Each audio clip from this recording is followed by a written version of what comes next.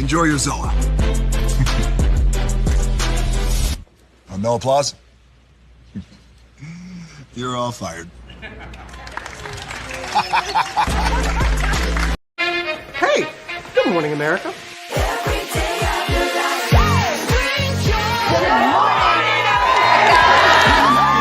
Good morning, America. Good morning, America. Good morning, America. Money. Are you ready? They are ready. Covering the biggest events in the country right now. There's a lot going on here this morning. It's always a good time. That's what the show's about. That's good. Really good. Very good. Coming in hot. Jimmy coming in hot. It's far from elementary. Good morning, America. I'm not going to try to strut like Michael or anything. I have known George a long, long time. Have you ever gotten him to dance? Look at that face. You don't just see it, you feel it. I'm in. I'm in. I'm in too. I'll be there. I am here and so happy. I'm in. I'm in too. I'm in. That tells you something when Snoop Dogg's in. Michael, George, Lara, Ginger. Prepare for a journey beyond imagination, beyond belief, beyond anything you've experienced before. Universal Epic Universe, a new theme park where you'll step through extraordinary portals to 5 immersive worlds. Prepare for a cosmic voyage of discovery, an isle of fire-breathing excitement, a shadowy world of monsters and mystery, new wonders in the wizarding world, and a new way to play.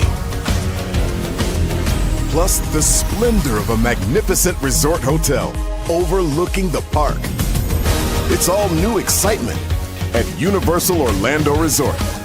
A week's worth of vacation thrills with 4 amazing theme parks, a variety of spectacular themed hotels, and incredible dining and entertainment. It's all at Universal Orlando Resort, where you'll find new adventures every day. Explore the astonishing worlds of Universal Epic Universe at Universal Orlando Resort.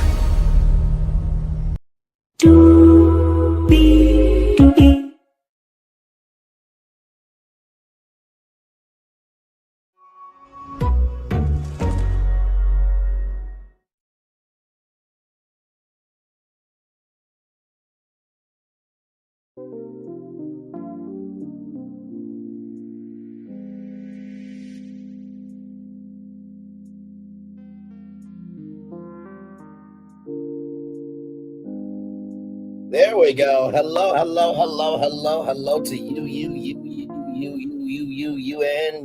and a good morning to you. We have 1, 2, 3, 4, 5, 6, 7, 8 destinations for you this morning. We're going to talk about some HBCUs because one of them claimed the #1 spot on the Forbes advisor list for historically black colleges and universities, rather. So get ready for that. That's our first destination. Then after that, we're going to talk about Lockheed Martin.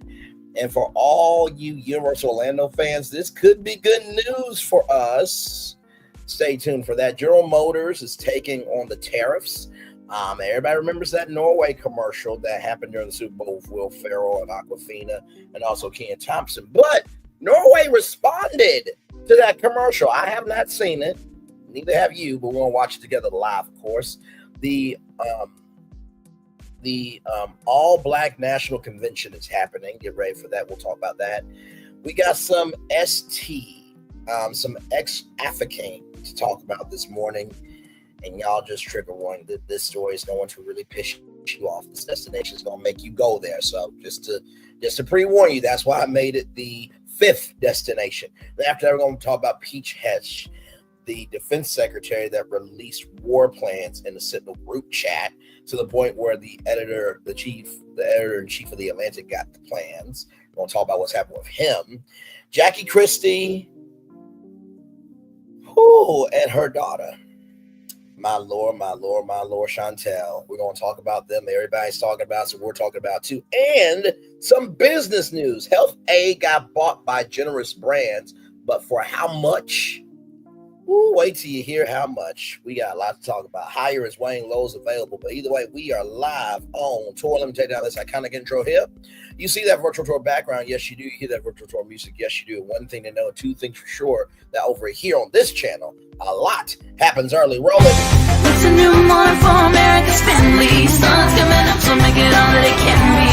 You know a lot happens early. I'm Harry Smith. I'm Julie Chen. I'm Maggie Rodriguez. Morning everywhere. Come on, get up. I'm Russ Mitchell. And I'm Dave Price. And it's a little early for this. Right now, this it's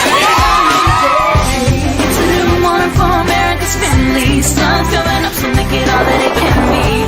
You know a lot happens early. Every day's good when you're starting it out right. But whenever you're in the daylight, and a lot happens early. Can you feel it? And I say, Good morning, everybody. Are you girls ready for the Jonas Brothers? We have an early show exclusive. Yes. A lot happens early. A lot happens Early. The Early Show, weekday mornings on CBS. It's a new morning.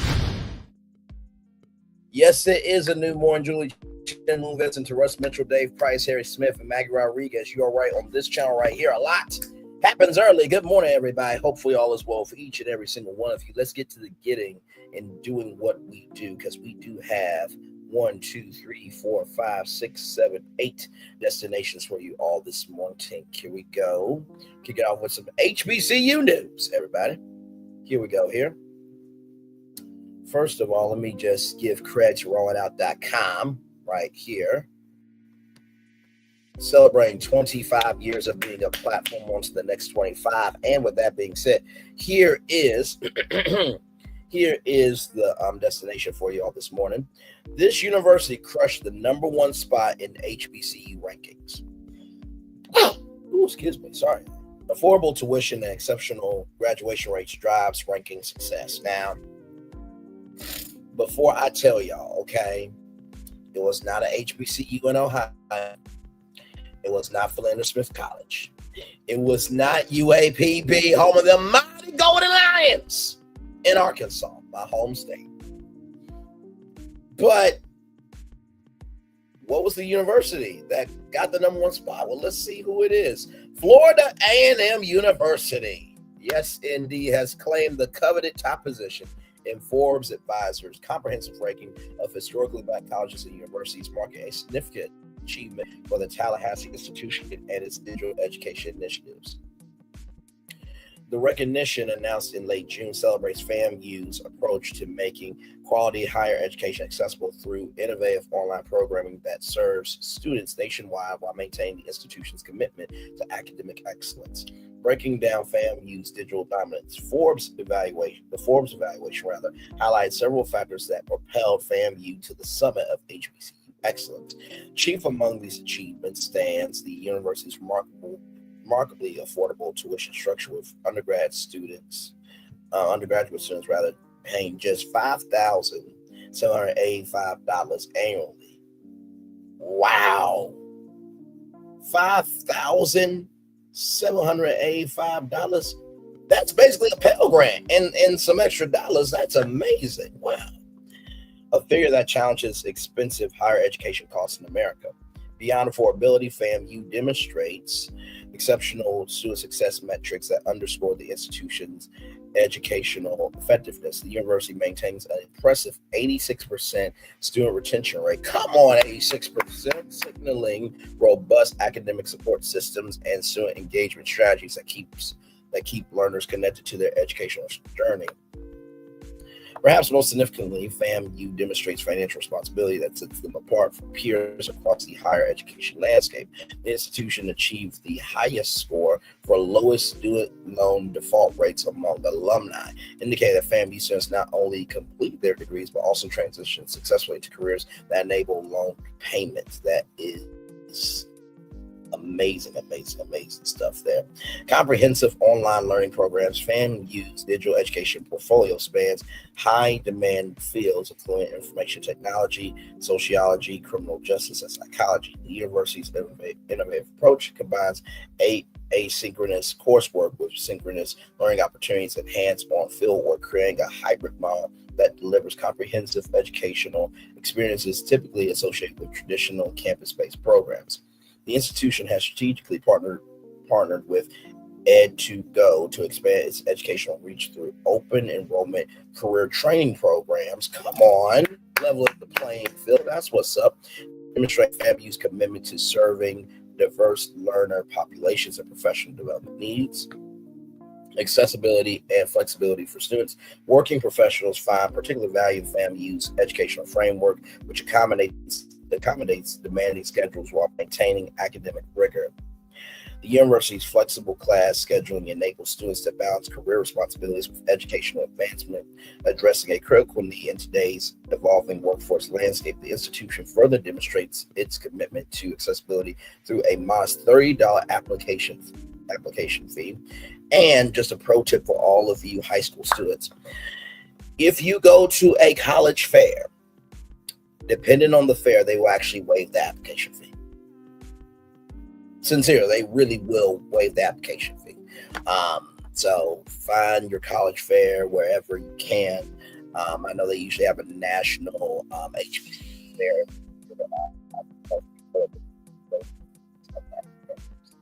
And also, too, pay attention to the college for a brief period of time for free. So, removing financial barriers that might prevent prospective students from pursuing their educational goals. How FAMU compares to other HBCUs. FAMU's achievement becomes more impressive when viewed against competing institutions. Delaware State University, the ranking's second place finisher, charges approximately $10,000 in annual in-state tuition, nearly double FAMU's rate. While Delaware State offers strong programming in public health, social work, and accounting, FAMU's combination of affordability and academic outcomes creates compelling value for students. Top HBCUs recognized by Forbes include Florida A&M University, Delaware State University, North Carolina Central University, North Carolina A&T State University, and Bowie State University.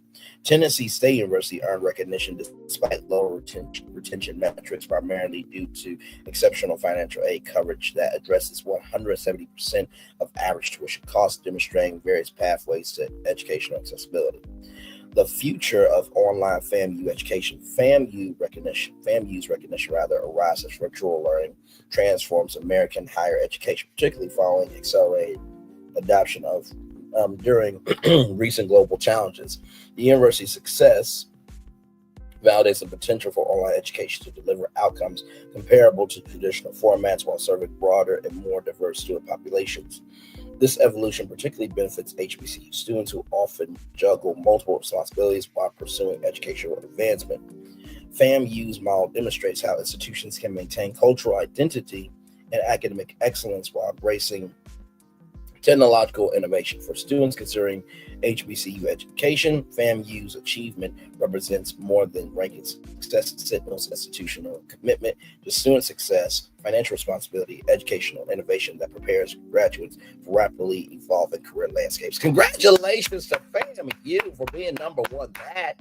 That is some good news we can celebrate. And listen, I do wish that Washington got out of its own way when Barack Obama was in office, because Barack Obama wanted to make community college for free across the country. That's what he wanted to do. He wanted to make community college for free. So if that would have happened, we would have had more entrepreneurs. And because more entrepreneurs would have been in the economy, that means more grants would have been made, more venture capital firms would have been made, and a rising tide lifts all boats. But of course, Republicans thought that was a dumb idea, even though Republicans had to go to school to be able to get a degree, to be able to do a fifth quarter, half of what they're able to do. And it's mind-boggling to me of like, so you didn't want free community college for everybody, but yet you guys do scholarships at predominantly white institutions based on your nepotism and your white privilege. but yet you didn't want to make community college for free for everybody. Okay. I'm just saying. But congratulations to FAMU. Congratulations to all the HBCUs out there. Shout out to UNICEF. Shout out to the NAACP. They do scholarships. The Thurgood Marshall Fund, the Jackie Robinson Scholarship Fund, Scholarly, which was a Black-owned scholarship app, the Bruce Lee Foundation, the Sean Carr Foundation. Shout out to all the Black and MAPOC foundations doing good in the neighborhood by creating scholarships and grants so young people can go to college to get that education so we have a better world than the world we're living in. Not to say the world is bad, but have you seen the world today? Now, with that being said, we talked last night about NBC Universal, Comcast, potentially buying Carnival Cruise Line. Okay, we talked about that last night. So with that being said, like I said before, shout out to rollingout.com, celebrating 25 years here. Yes, indeed. And on to the next 25. The hidden disaster behind Lockheed Martin stock drop, okay? Lockheed Martin faces $1.6 billion. Let me zoom in on that right there. Right there. $1.6 billion. $1.6 billion in charges while missing key fighter jet contracts. Okay, here we go. Let's get into it. Lockheed Martin stock tumbled over 8% Tuesday morning following earnings results that exposed significant operational challenges. The defense contractor reported earnings of just $1.46 per share against expectations of $6.52, driven by massive program write-offs that caught investors off guard. The company recorded $1.6 billion in total program losses during the quarter, including a staggering $950 million charge. I'm gonna zoom in so y'all can see that right there. $950 million charge on a classified. Hang on, give it a moment. Technology works. There we go. On a classified aerospace project. Without these charges, earnings would have reached $7.29 per share, demonstrating the severe impact of these operational setbacks on financial performance. Revenue also disappointed at $18.2 billion versus the anticipated $18.6 billion, suggesting broad challenges beyond isolated program issues. The combination of earnings miss and revenue shortfall triggered immediate selling pressure as investors reassess the company's near-term prospects. Okay. Now, for those of you who are Universal Orlando fans, I want you to stay tuned, okay? Because this could impact that, okay? Cash flow problems compound investor concerns. Beyond headline earnings, cash flow metrics painted an equally troubling picture for the world's largest defense contractor. The company burned through $150 million in cash during the quarter, dramatically missing estimates that called for $1.2 billion in positive free cash flow generation.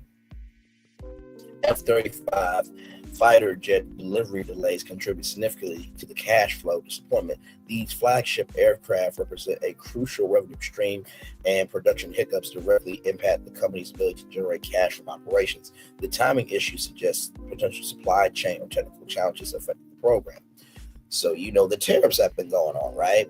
Tariffs are affecting everything from phones to food to drinks.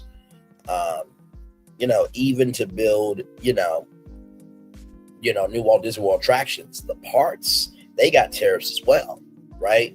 TVs, cars, like everything is getting tariffed on. So, and not to mention the shoe line, the footwear industry, rather, right?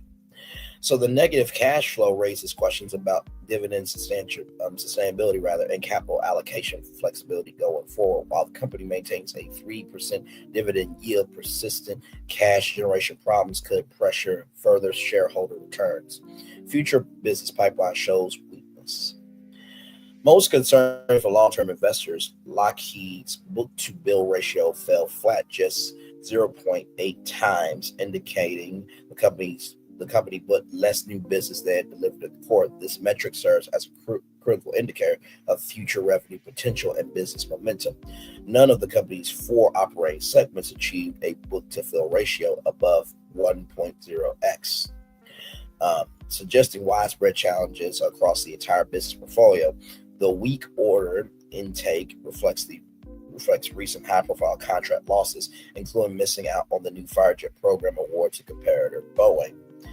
The anemic new business generation occurs amid rising global defense spending, highlight company-specific execution issues rather than market weaknesses. Competitors appear better positioned to capture emerging opportunities in the evolving defense landscape. Stock performance reflects mounting challenges. Shares have now declined approximately 14% from their yearly peak, with Tuesday's sharp drop accelerating the downward trend. The stock's underperformance relative to broader market reflects investor skepticism about near-term recovery prospects. Trading volume surge on the earnings announcement, indicating significant repositioning by institutional investors. The magnitude of the price decline suggests many holders were caught off guard by the severity of operational challenges revealed in the quarterly report. Technical indicators point to potential further weaknesses as the stock breaks below key support levels. The combination of fundamental deterioration and negative price momentum creates a challenging environment for shareholders. Management faces credibility questions. The size and scope of the quarterly charges raise questions about management's visibility into program performance and risk assessment capabilities. The $950 million classified program write-off represents a particularly large surprise that suggests inadequate project oversight. Previous guidance failed to adequately prepare investors for the magnitude of challenges revealed in the latest results. This communication gap damages management credibility and may lead to more conservative valuations as investors demand higher risk premiums.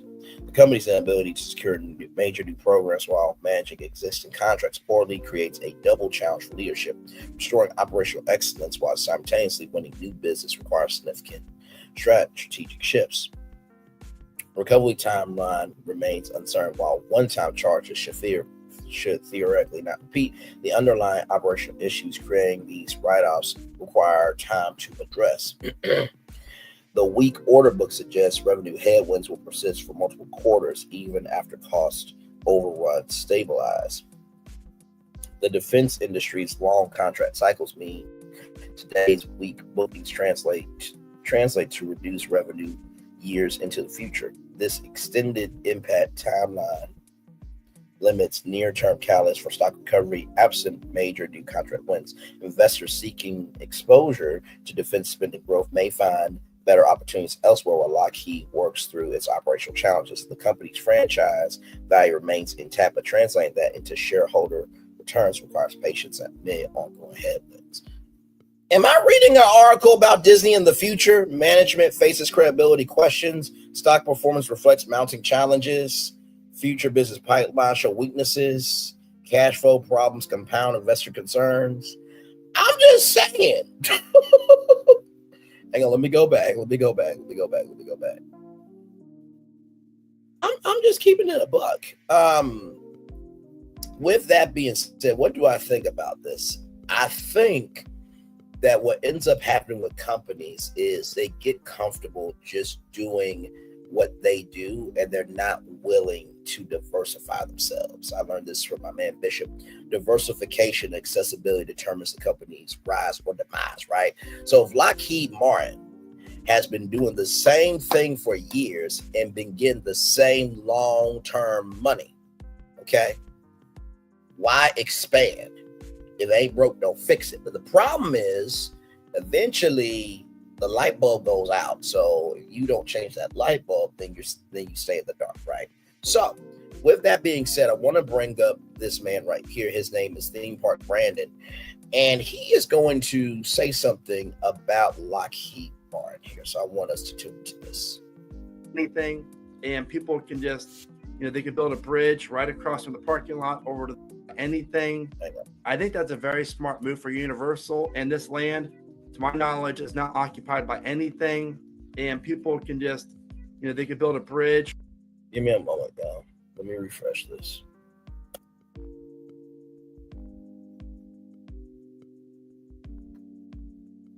Sometimes StreamYard and YouTube. So I'm gonna go right here. Four, where they can actually really focus on a kid-friendly park and have every attraction be, very, very low height requirements or none at all. So theme park brand is talking about Universal Kids Resort. So he is saying that what they're doing in Frisco, Texas, they could bring to Universal Orlando Resort, because Universal Orlando Resort is more known for teens, young adults, and adults, right? And so they really don't have a kid presence like Disney does. So that's what he was saying there. I think that's a very smart move for Universal. And this land, to my knowledge, is not occupied by anything. And people can just, they could build a bridge right across from the parking lot over to this. There's a lot of cool things that Universal could do with this. And if they did that, obviously the parking lot right now that the park sits on, or that's right next to Epic, is roughly 47 acres. That's a ton of room. Now, it would not surprise me, and I think we could all agree, that it's only a matter of time before Universal Orlando spends the money on yet another parking garage for this complex of their resort. And they could easily fit a massive parking garage. I want to pause this here because you're probably wondering, what is this, Braylon? That strip right there is where they can do fireworks. Now, Universal did fireworks for their media preview and for the 4th of July, but they have not done a nightly fireworks show. So that's what that spot is right there. Okay, rolling on. In this area, plus maybe a City Walk 2.0, like a City Walk South, where you have entertainment, restaurants, and have Epic Universe, then the City Walk, and then the Universal Kids Resort, all located in one. I think that's a really cool fit for Universal Orlando. I just feel like it would do really, really well for the park and for the overall resort. Obviously when they bought this land, they have long-term plans or tentative plans with it, and I'm super intrigued by it. But what's even more intriguing is just to the west of Epic Universe. Now, this area is owned currently by Lockheed Martin, and it's a... Sir, can you say that 2 more times? I'm gonna put up the closed caption in here so we can see what you're saying, because I think that's very important to our destination that we're talking about. Here we go. Super intrigued by it. But what's even more intriguing is just to the west of Epic Universe. Now, this area is owned currently by Lockheed Martin. Super intrigued by it. But what's even more intriguing is just to the west of Epic Universe. Now, this area is owned currently by Lockheed Martin, and it's a massive plot of land, 200 acres. Who's to say? 200 acres. 200 acres, ladies and gentlemen, 200 acres. So, hey, Positive Crash Out Vlogs. Hey, gorgeous. Good morning to you. It's good to see. By the way, y'all, she fine. She fine. Okay, she fine. She juicy juice, but like cute juicy juice. Like she's the Haitian treat. Like she fine. Anyway, y'all go like, comment, share, and subscribe to Positive Crash Out Vlogs.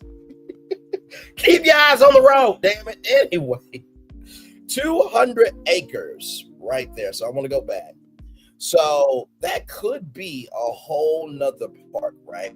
This 200 acres right here, which is right next door to Epic Universe. Now, for those of you who don't know, this land was owned by Lockheed Martin, and Universal, sold it to Lockheed Martin, then they bought it back. But who's to say that there can't be a whole nother park where, guess what, there could be literally a crosswalk, maybe like right here, and then there's an entrance right here to this whole other park. So just wanted to bring that to your attention.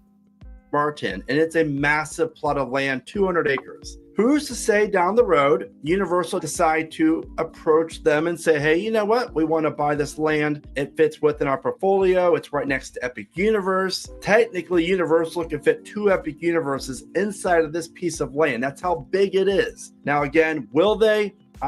Maybe down the road.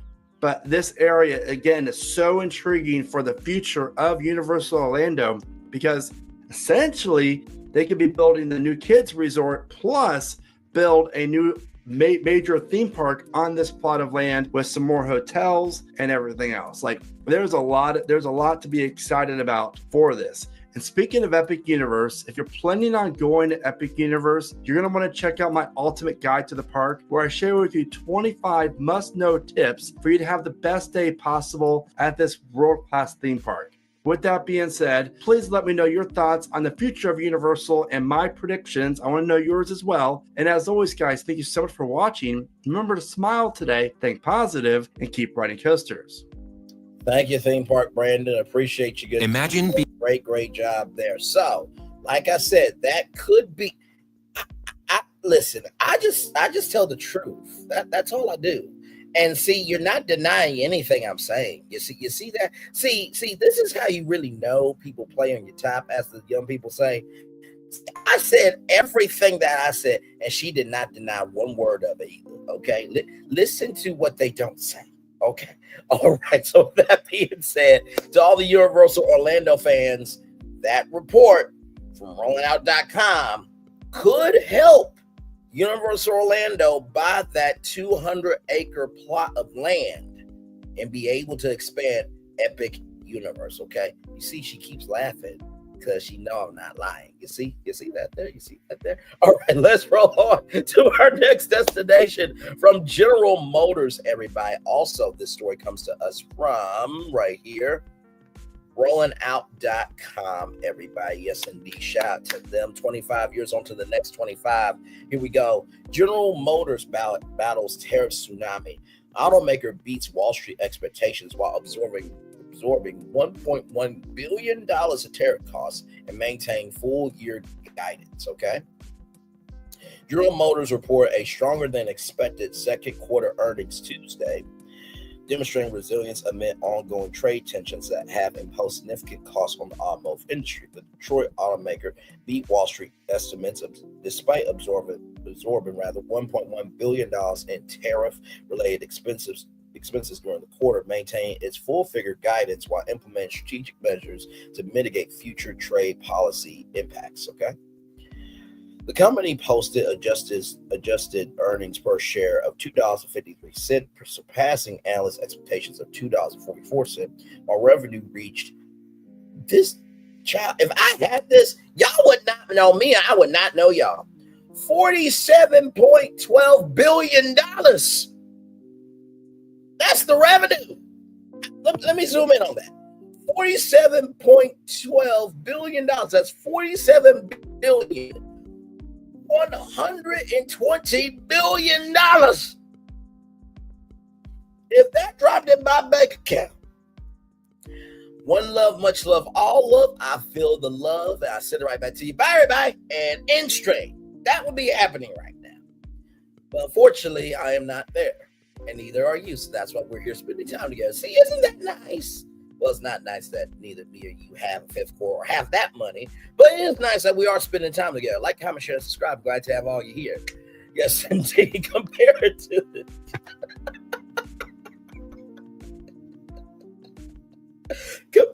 the anticipated $46.28 billion. However, shares declined approximately 3% in pre-market trading as investors focus on the substantial tariff burden and warnings of increased trade-related costs in upcoming quarters.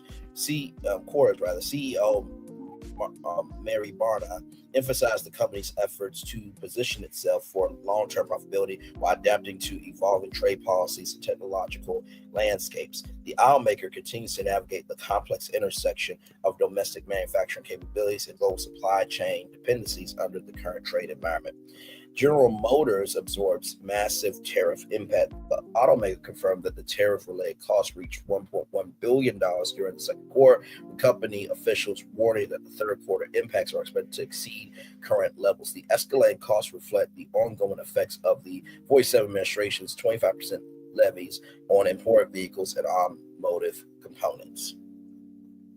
General Motors maintained its previous estimate that annual tariff costs will range between $4 billion and $5 billion for 2025, representing a substantial burden on operational profitability.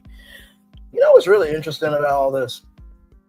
It is so interesting that remember when Barack Obama bailed out the auto industry? And now because of 47, there might be another turbulent time period for the auto industry. I'm just saying, we did not have these problems under Barack Obama and Joe Biden.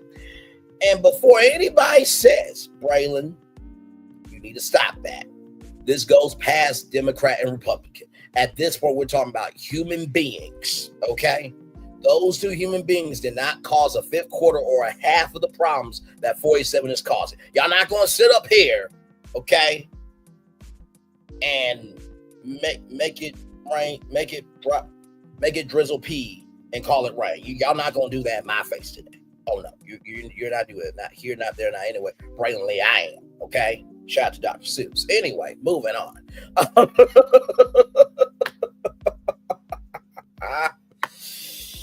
Oh, my Lord Jesus. The company indicated that the second half of the year will face greater tariff exposure with 2 full quarters subject to trade restrictions compared to the only 1 quarter affected during the first half. Despite these challenges, General Motors report making solid progress toward mitigating at least 30% of expected cost increases through manufacturing adjustments, targeted cost reduction initiatives, and strategic pricing decisions. The company's mitigation efforts reflect broader industry attempts to maintain competitiveness while absorbing unprecedented trade policy costs. Financial performance shows mixed results. General Motors' second quarter net income attributable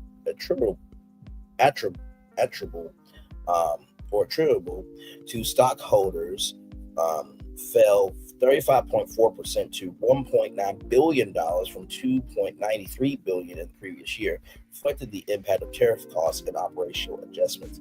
Adjusted earnings before taxes, interest and taxes rather decreased 31.6% to $3.04 billion from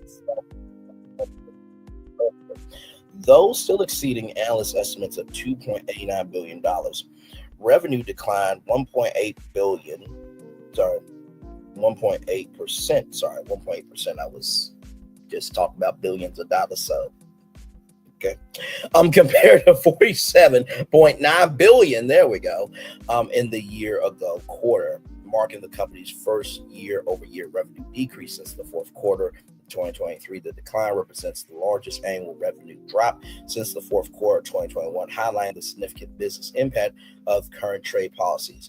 The company's North American margin, adjusted for earnings before interest and taxes, compressed to 6.1% from 10.9% the previous year, representing a 44% decrease that underscores the pressure on domestic operations. Vehicle sales totaled 974,000 units during the quarter, falling short of the estimated 1 million units projected by analysts. So here's the thing, right? I mean, it was estimated 1 million units. That doesn't mean it was going to be 1 million units. But basically, anything 5 or higher, you round up. Anything 5 or lower, you keep the same. But basically, it was in the million. It just wasn't on the nose 1 million, right? Strategic manufacturing shifts accelerate.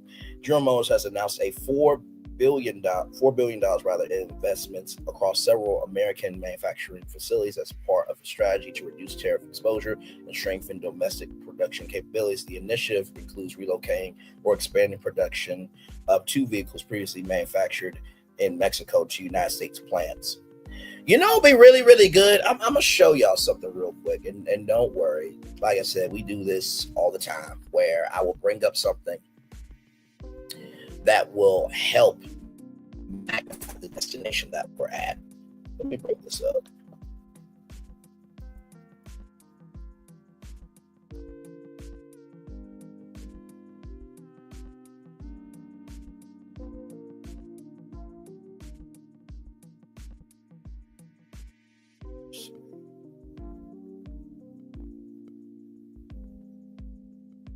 Let's see here.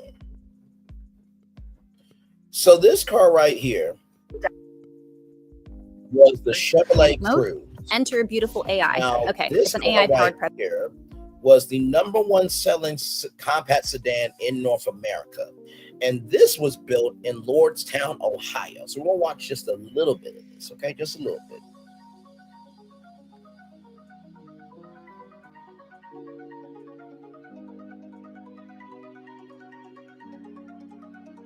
Shout out to Cameron's car review. Shout out to all the car reviewers on YouTube. Brady's Rides, Auto Buyer's Guide. Y'all are amazing. Even though crossovers are the main focus for many automotive manufacturers today, sedans still make up a huge percentage of the market, and Chevrolet's Cruze, that was redesigned just last year, is a compact car you may want to consider over the everyday ho-hum crossover. But with many other compact cars having many of the same attributes as the Cruze, is there anything that stands out about it? Well, let's go ahead and find out and check out this 2017 Chevrolet Cruze. Nice intro, bro. I like it. That's indeed.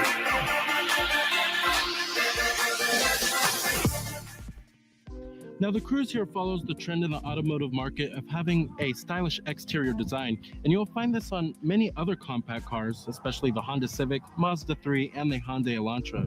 But I really do like the styling of the Cruze here, and Chevrolet certainly didn't overdo it. You have some slick-looking LED daytime running lights, and then also you have a slightly sloping roofline in the back. And I really think it's tastefully done here. Now, here goes the key fob design for the vehicle. You have a switchblade key, and you have your unlock, your lock, choose your trunk, and your panic button. Not bad looking at all. And then also, not much has changed for the 2017 Chevrolet Cruze since the vehicle got a full redesign just last year, but you will find a new hatchback model so that Chevrolet could compete with Mazda 3's hatchback, and most important of all, the Ford Focus's hatchback. And then also, our trim of the Cruze we have here is the... So I'm going to go inside just a little bit. You have the kinetic blue metallic exterior color, and Chevrolet is putting this color on a lot of their vehicles. This is the LT, right? Now, if you increase it, you can get the automatic. You can get the automatic seats, right? So let's go inside here just a little bit. Looking interior design, and I really do. Now, stepping on inside of the Cruze here, as you can see, the Cruze features a pretty modern and a pretty premium looking interior design, and I really do love the cloth on the dashboard. I think that's pretty unique there. A lot of vehicles don't do that. Now, push button ignition is optional, but our LT doesn't have it here. Video from the film and And what you're hearing there is a 1.4 liter turbo 4-cylinder.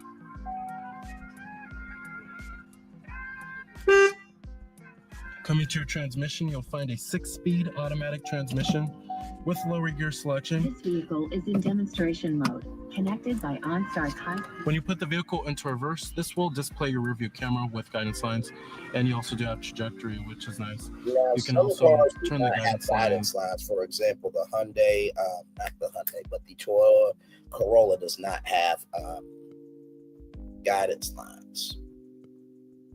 Not the model that I was in with my friend. They might have updated since then, but sometimes those guidance lines, they don't shift in real time. Off or on if you would like. And I'm going to go ahead and turn on the headlights and the hazards. But heated the exterior mirrors. This was how Honda Civic cheap and the car was. Mexico 32%. So you see here, U.S. Canadian parts 44%, Mexico 32%. See here. Just showed the price, I thought. Right there. So you see that price right there? Let me see if I can zoom in. $22,720. So you got Bluetooth streaming, CarPlay capability, Android Auto, OnStar remote link, USB charge only, Sirius XM subscription. You got all crash response, all of that, right? So if y'all brought back the Chevrolet Cruze, and just a pro tip, Chevrolet, y'all had a slogan called "Find New Roads," right? So here's more of the Chevrolet modeling system, right? So you got your radio, and you got your phone, you got GPS, all that stuff, right? Not to mention, too, on the Premier model, you also had heated rear seats. If y'all brought back the Chevrolet Cruze and y'all created the Chevrolet Find New Road Scholarship, where proceeds from the Chevrolet Cruze went into the Find New Road Scholarship, do you not know how many people will go to Chevrolet to buy a brand new Chevrolet Cruze for their team? How many people will buy a Chevrolet Cruze for themselves? And then guess what? Not to mention, too, if you really wanted to be about, you could probably do the Chevrolet Find New Roads, Academy, where you 20 freshmen, 20 sophomore, 20 junior, 20 senior, 20 fifth year seniors, you bring them to Universal Land Resort. They meet people from the Chevrolet family, the GM family, maybe some celebrities. And then guess what you could do? You could give all of them a brand new Chevrolet Cruze that was built in North America. Like, listen, it ain't that hard to do, okay? Listen, I get frustrated when people in power know they can do more and they shit in their decision making, okay? And listen, don't act like you don't talk like this at the kitchen table, okay? Because as Wendy Williams said, there is talk that you have in public and there's kitchen table talk, okay? Listen, all right, let's keep it a buck. As you see there, music, maps, messages, iHeart Radio, audiobooks, podcasts, that looks like videos, I guess. But either way, this also came with 4G LTE. Heated seats could be right here. I think bring this back. I think that could also help, right? If you brought that back to Lordstown, because right now I think Lordstown, last thing I remember about them was like an electric truck manufacturing plant, but that didn't work out either. So just bring back the Chevrolet Cruze and bring back the jobs to Lordstown, Ohio, okay? Because that was disgusting. Moving on. Good Lord Jesus. The company recently confirmed plans to move production of a gas-powered SUV and add pickup truck manufacturing capability in Michigan, demonstrating its commitment to increasing domestic content and reducing import dependencies. These strategic moves reflect broader industry trends towards supply chain regionalization and reduce reliance on international components. The manufacturing adjustments represents both defensive responses to current trade policies and proactive positioning for potential future trade restrictions. GM's investments in domestic capacity could provide competitive advantages if trade tensions persist or escalate further. They will. Look who we got for president. Electric vehicle outlook faces policy uncertainty. General Motors electric vehicle segment generated 46,300 unit sales during the quarter as the company navigates changing federal incentive structures. The 47 administration's recent tax legislation eliminates the $7,500 federal tax credit for new electric vehicles and $4,000 credit used for used electric vehicles after September 30th. Industry analysts anticipate that the removal of federal incentives will slow electric vehicle adoption rates and potentially delay new model introductions across the automotive sector. Some research suggests that automakers may experience accelerated EV sales in the third quarter as consumers attempt to capture remaining federal benefits. General Motors has modified its previous commitment to exclusively offer electric vehicles by 2035. Yeah, we're going to look at that commercial here just a minute, because it seems like that commercial is ish now. We'll watch that here in just a second. Indicating that consumer demand patterns will ultimately determine the pace of its electrification strategy. The revised approach reflects industry-wide recognition that EV electric vehicle adoption timelines may require adjustment based on market and policies. That's the thing, like there's not infrastructure for electric vehicles yet. So, because of that, you guys were trying to make only electric vehicles, and guess what? Now you can make your company bankrupt by putting all your eggs in one basket. So let's watch that Norway commercial that happened during the Super Bowl in 2021. Here we go here. Did you know that Norway sells way more electric cars per capita than the US? Hang on. Did you know that Norway sells way more? What the hell is it doing, man? Okay, see, now you see technology won't work. Here we go. Did you know that Norway sells way more electric cars per capita than the US? Norway. Well, I won't stand for it. Come on. Never mind. With GM's new Ultium battery, we're going to crush those losers. Crush them! Let's go, America. Keenan, Norway's out EVing us. What's this? Oh, it's my daughter's birthday. She's really into pirates. I don't care. Grab an EV, meet me in Norway. Okay, can I say goodbye to my family? Nope. All right. Aquafina, sorry to disturb you, but Norway's beating us at EVs. Nuh-uh. Uh-huh. Nuh-uh. Uh-huh. Meet me there in an hour. Can I ride with you? No! GM's Ultium battery is made for all types of vehicles, so soon everyone can drive an EV. Whoa! Why didn't we all just go together? Knowing Will, he's probably flying private. Yeah. Hey, Norway, listen up, you fish-loving! Oh, this place is adorable. Damn it. Where are you guys? We're in Finland. Where are you? I'm in Norway. Norway? You're in Sweden. Damn it!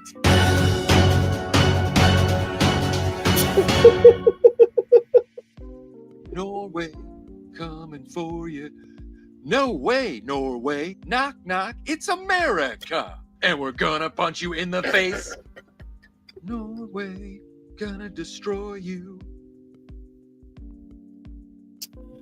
Child, I did not know that part was the teaser. Okay, so with that being said, Norway had something to say on that. So let's watch Norway's response. And this is their actual factual response. So here we go. America is coming for us. Norway is the best country in the universe. How can you hate this? How can you hate us? Me.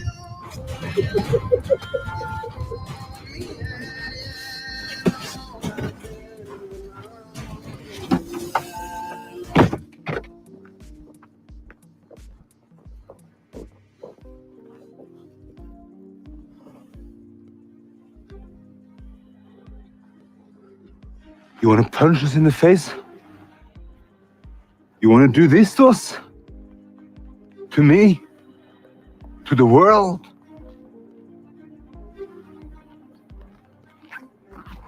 We're trying to save the world. Save it. Damn.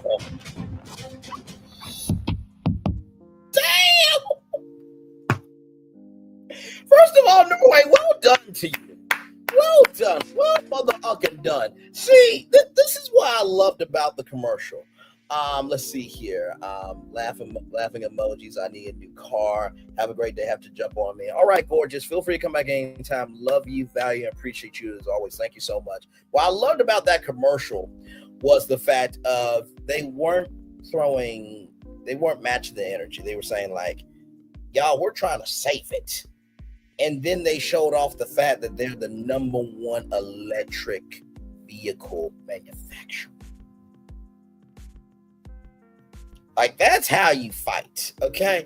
Basically, that dude, and I think Audi is in Norway, if I'm not mistaken. Don't quote me, though. But basically, this is what Norway is saying. So the fire in this example is the U.S. and the ice is Norway.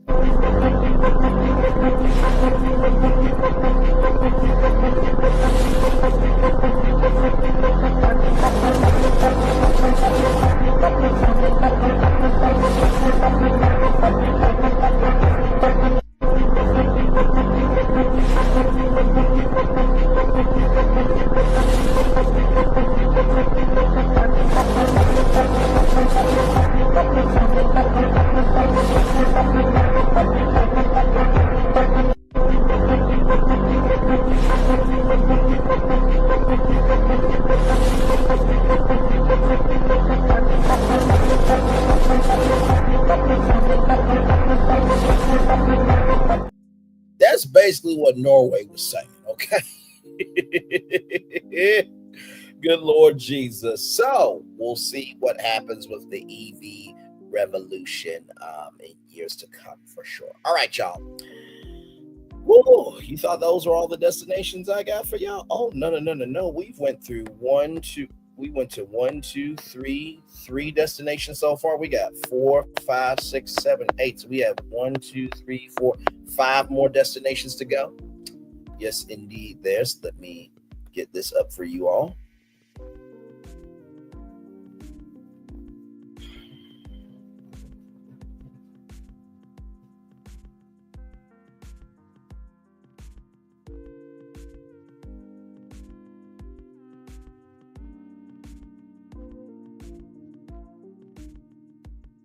That's odd. Let me see something.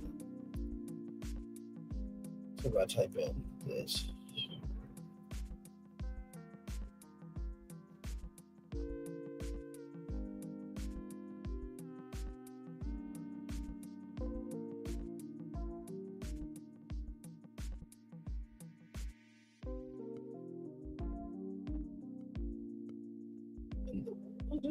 BlackNews.com this morning.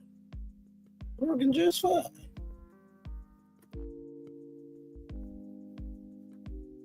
Okay, give me a moment, y'all. Because I do want to cover this for y'all. Give me a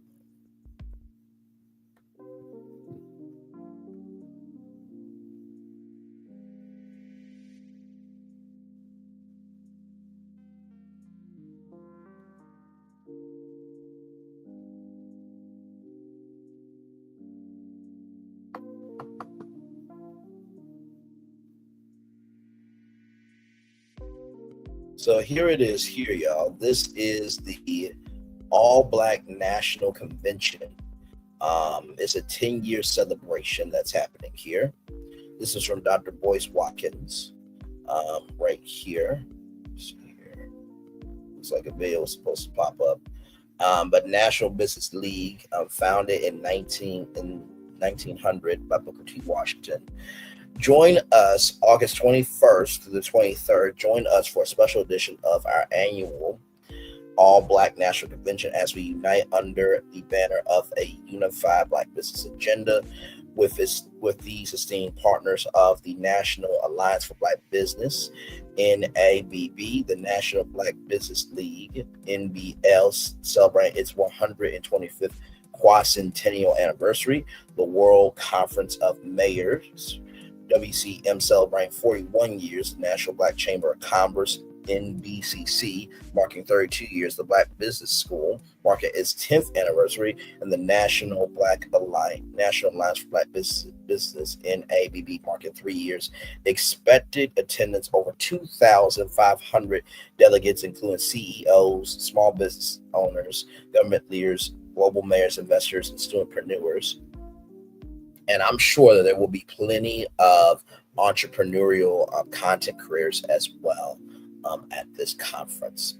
Attention, this is not a feel-good conference. This is a Dr. Boyce Watkins battle-tested blueprint for Black financial freedom / debt, build generational wealth, know Wall Street jargon, launch and scale Black-owned businesses using systems that sidestep predatory loans, negotiate salaries and invest in Black Wall Street, not just talk about it. I already read that. Create a legacy that outlives hashtags and hashtagvism. ABNC 2025 is where theory meets action. So here's the thing, right? And now it finally wants to come up here. So let me do this here. Because I'm just like, what the hell? What the hell? One of the crazy. Because like I said, the link was working this morning. So now Black News wants to load up. So as I get the article together so I can read that to y'all. I'm excited about this, but also too, you should be able to feel good at a conference that you're going to about Black information, right? About building Black wealth, about networking with Black people. You should be able to feel good about that. And here is that article from BlackNews.com. Thousands of brilliant Black minds together.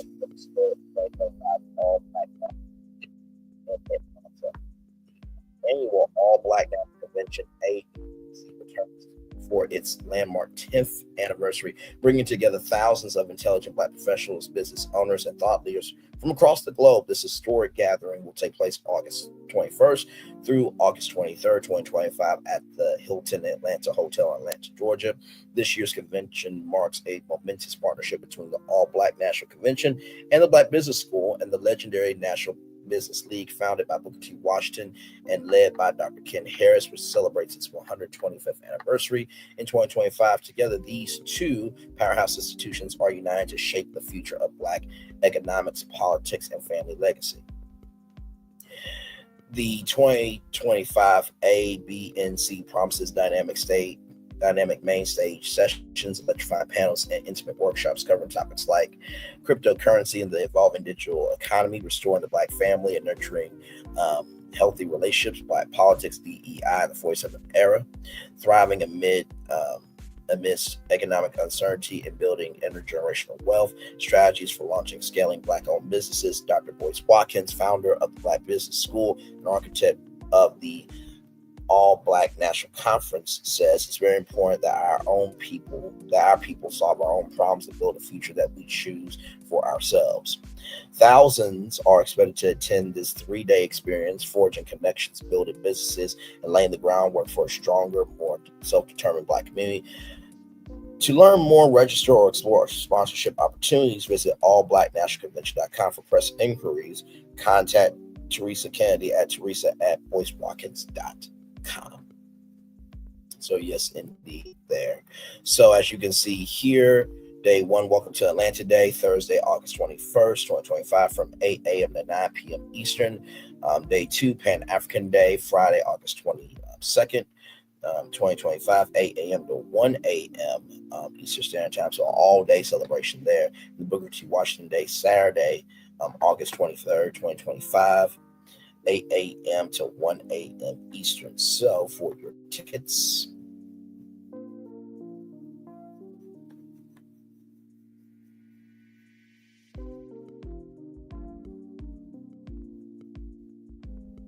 some video. No, it doesn't look like it's a video. It is.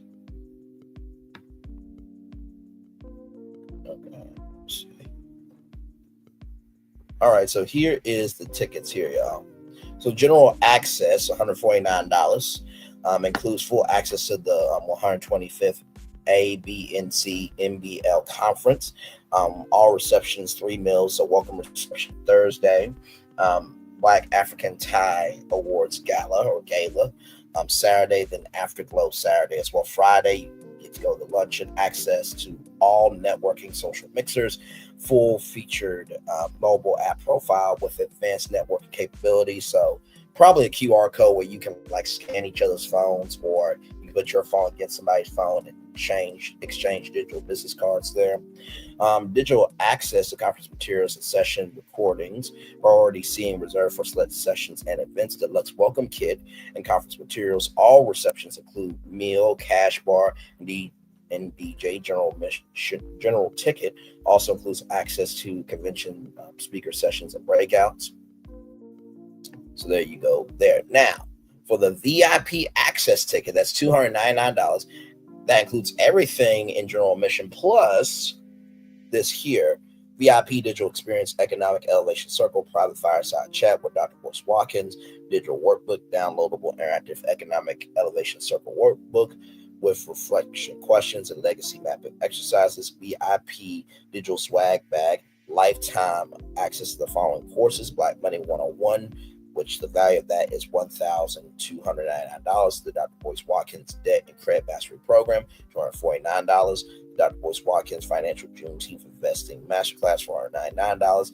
And Dr. Boyce presents the Art of Economic Elevation, $799. Total value, $2,846. Course links will be emailed. Discount codes are applied. Just add your Black Business School account to begin. So there you go for that. If you want to be able to go to that, just go to this site here. Go back.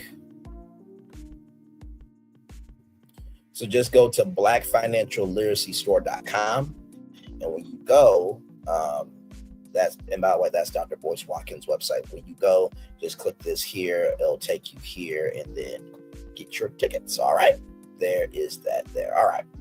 So this next story, trigger warning for everybody. Okay, this story is gonna make you feel a way. Okay, from DailyMail.com, screaming ex-African victim is dragged back to captivity after attempting to flee from a legal immigrant. Okay. Startling surveillance video captures a woman screaming for help as she is forcibly carried back into a trailer home in Texas, where authorities say she was held as a sex slave for nearly a week. Jose Armando Camano Pedromo, a 22-year-old undocumented immigrant from Honduras, was arrested July 14th and faces charges of aggravated kidnapping and assault after Harris County police discovered a woman being held captive inside his Houston home. The harrowing footage, recorded by neighbors' security camera, shows Perdomo carrying the woman identified only as a Chinese immigrant in a bear hug grip as she kicks and struggles to escape. A dog can be heard loudly barking in the background as the woman shrieks for help. She tried to leave, but this defendant carried her back inside the residence without her consent. A Harris County judge said he tied her up and then sexually assaulted her or SA'd her. Investigators said that the woman had traveled from New York after being offered a higher paying job as a masseuse. Upon arriving, her passport was taken. She was locked in a small closet without food or water, according to the Harris County Sheriff's Office. This man needs to be fucked up the ass with no lube and make him fucking suffer. You piece of shit bastard. Now, I just want to say this because I know that MAGA is going to use this, okay? But this piece of shit bastard, let me go back up.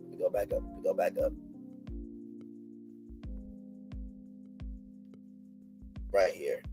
This piece of shit bastard deserves hell. But that's not every illegal immigrant either, okay? So this is not a win for y'all, okay? You're still fucking racist.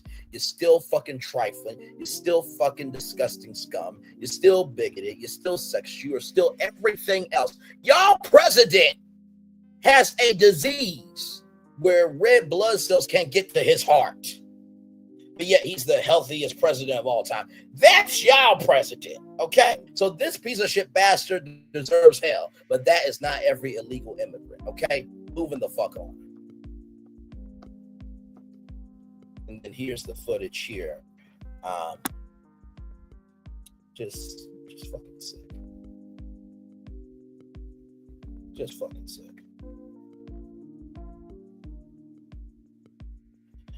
Right here, Lieutenant John Khalifa, Chief of the Adult Special Crimes Unit at the Harris County Sheriff's Office, suspects the case may be a part of a broader human trafficking operation.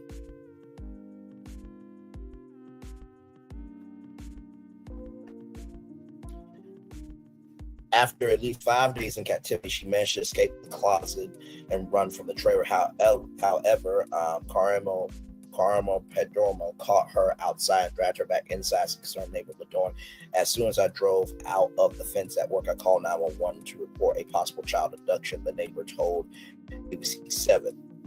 When police arrived at the home on Elderberry Lane near Beltway 8 and Highway 90, they found the woman bound by her hands. There was a small closet with a piece of wood across the door that was screwed into the frame. Chief Lieutenant John Khalifa, Chief of the Adult Special Crimes Unit at Harris County Sheriff's Office, told Fox News they were able to rip that piece of wood off and open the door. It had been tied up. She had some type of object like a sock or something that was used to bound her hands. Despite the evidence, the suspect claims he didn't know anything about the woman in his home, according to Click to Houston, which is bullshit. He knew there was someone in the house, but he claimed to have never seen her or said it was a woman that lived there but did not know her, did not see her, has never had any interactions with her, Khalifa told the outlet. According to the U.S. Department of Homeland Security, DHS, Carmo Pedromo entered the United States illegally in 2020. It was issued a notice to appear following a traffic stop. However, 2023 immigration judge dismissed the case, Fox News reported. In response to the incident, the DHS, Department of Homeland Security, issued a statement calling stricter immigration enforcement, saying the department is working day and night to remove heinous individuals. This heinous criminal illegal alien was freely roaming our interior and terrorizing American communities. The DHS wrote on Twitter, under the leadership of President 47 and Secretary Noam, ICE is working day and night to remove the millions of illegal immigrants in our interior. Law and order will prevail. Authorities now suspect the case may be a part of a broader human trafficking operation. Click to Houston report. He is obviously not the one that drove her from New York. Instead, he is not the person that drove her from the first location. And we know that there's other people involved. Kalaf emphasized the woman did not know Caramo Pedromo before the incident and described the ordeal as a traumatic experience for an immigrant with no local support. This was a very traumatic event. You know, you're in a foreign country. You're brought from one giant city to another, halfway across the country south. He said she has no friends, no family, nobody is here for her. So we got to do everything we can to ensure that she can trust us to do our jobs and find the rest of the people involved in this. Caramo Pedromo's attorney has released a statement making his client innocent. Our client, Mr. Jose Caramo, is shot by the serious allegations brought forth against him and firmly maintains his complete innocence. We remind the public that under the United States Constitution, every individual is entitled to the presumption of innocence, the right to due process and fair trial. The unidentified woman is currently receiving medical care and counseling at an undisclosed location, and the investigation is ongoing. First of all, fuck the piece of shit attorney that should have been swallowed by their fucking mother. When it comes to children, no, and no. Okay, let's go back to this because I don't like people playing in my face. I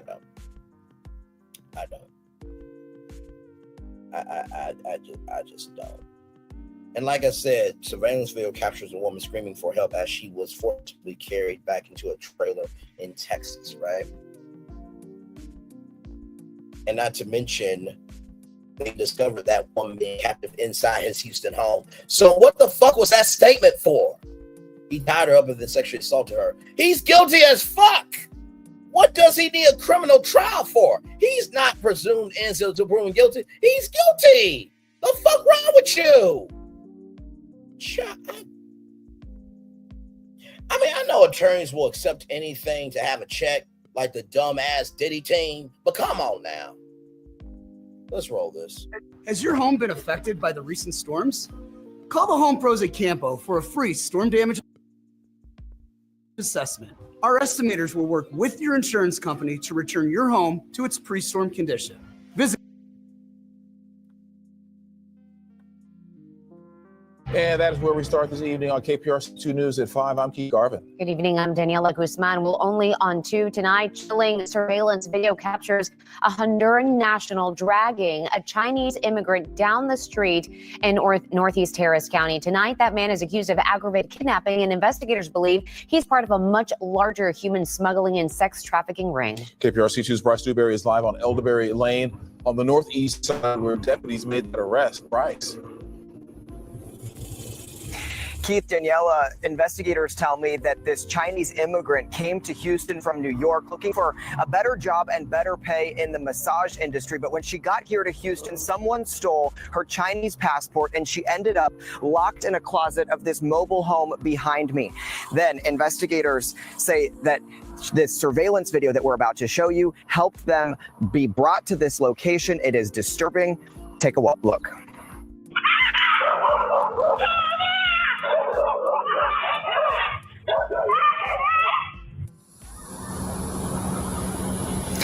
Those were screams of hell.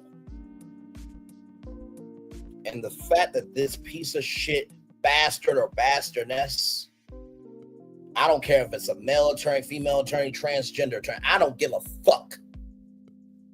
The fact that that attorney said innocent was proven guilty, really?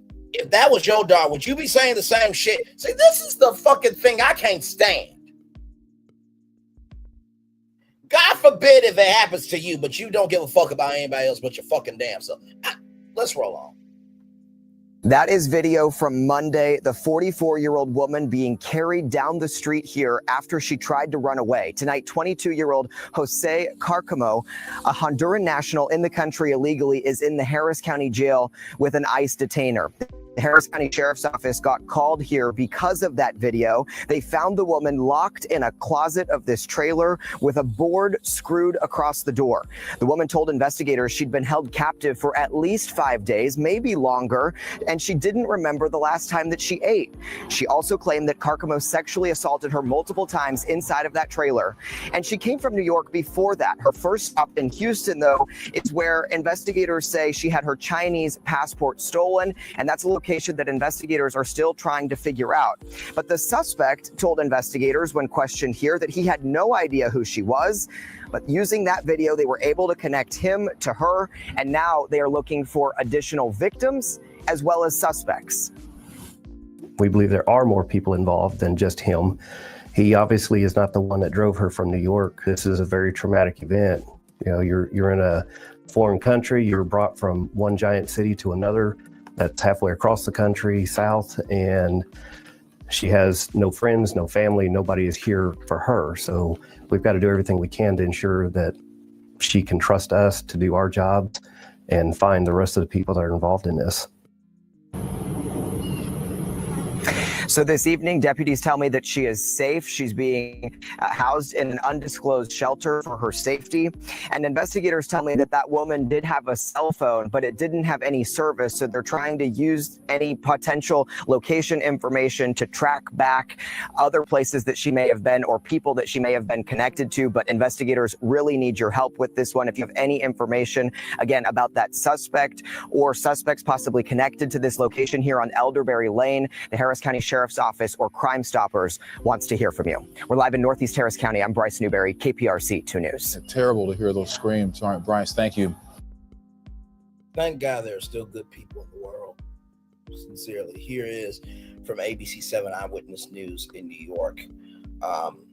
From Harris County, Texas. New surveillance video captures what Texas deputies said is a woman being dragged back to a home against her will. Suspect Jose Armando Carano Perdomo, 22, is facing aggravated kidnapping and assault charges. Deputies said they took him into custody this week after arresting him at a home on Elderberry and Rimwood in Northeast Harris County, not far from an elementary school.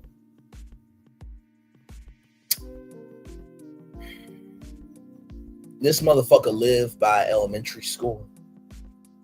That means one of those kids could have also been in that shithole. And y'all fuckers want to suck the dick and eat the vagina of reality television. That's what y'all want to do. But y'all want to report on stuff like this. I can't. I legitimately cannot. I just can't. Like, it's mind-boggling to me. I just don't get. Maybe people feel like because it's not happening to them, maybe that they shouldn't report on it. Oh, Lord Jesus. God forbid if it happens to you or somebody you know, though. Keep that same energy. Because what does Cover Reality Show do to help somebody? Not shit. If it doesn't apply, let it fly. But if you let it fly, it must apply. And by the way, here's the thing. Don't get big mad at other people for not watching a show. Like, that's their right. I mean, if you want to be a one-trick pony and be big mad and say, listen, if it gets too heated, I'm going to turn off the comments. If you have enough vaginal tissue between your legs to put out the content, then be big, bad, and bold enough to leave the comments on. And 10,000 is still 10,000 viewers lost, okay? Good damn. I can't do this shit. Like, bruh, if you ain't got no content, just say that. Damn. This story matters more than a fucking reality show that comes on Saturday. I can't do it. She tried to leave, but this defendant carried her back inside the residence without her consent. A Harris County judge said he tied her up and then sexually assaulted her. Prosecutors said this all started when Caramo Pedromo brought the victim willingly from New York to Houston, but deputies said when she arrived, the suspect took her passport and held her against her will. She was not allowed to leave that room for 5 days or more without food or water, a judge said. Prosecutors said that when she finally made a run for it, the neighbor who captured the surveillance video took action. As soon as I drove out the fence at work, I called 911 to report a possible child abduction. He does not want to be identified, but told ABC Houston affiliate KTRK he knew something was off and thought it was a child at the time. It's very disheartening. He said investigators said when they finally arrived at the home, they found the woman locked in a closet. The neighbor told TKRK that he wishes he could have done more. I just want to say this. The fact that your camera captured that, sir, and you called, you've done more than anybody else could have done. And you did do something. So don't beat yourself up for that. Especially being right next door. You know, I'm angry with myself that I didn't pick up on it sooner, or maybe done more, even though, like I said, I had that feeling that something wasn't right, but who knows, it could have made a bigger difference with other people, maybe other victims, he said. The sheriff's office does believe that there could be more victims. They're asking anyone who come in contact with the suspect to contact them. ICE also confirmed that they have a detainer on Caramo who said they entered the country legally in 2020 from Honduras. So let's play this here.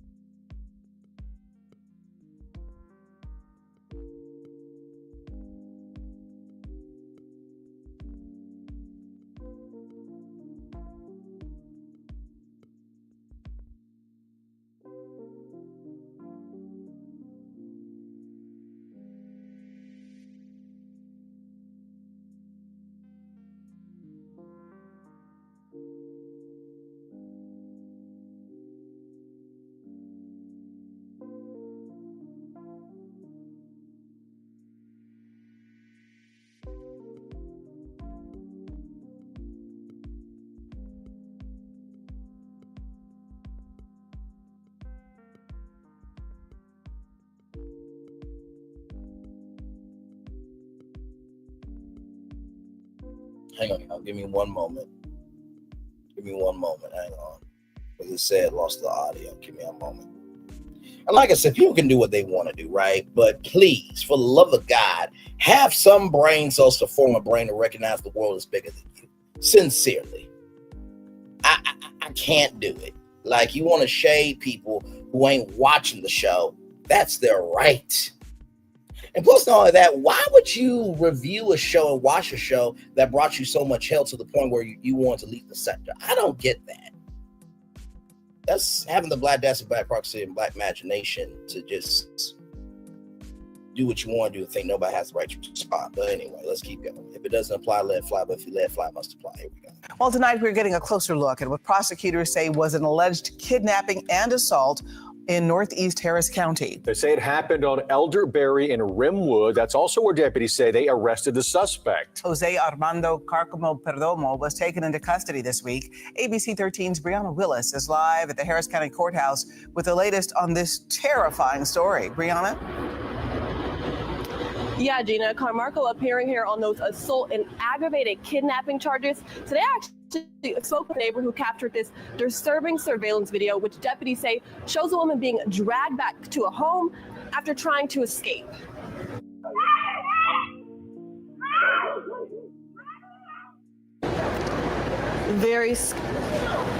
Very, very scary here. Harris County deputies say it was just next door at this mobile home where they found the victim Monday in a closet.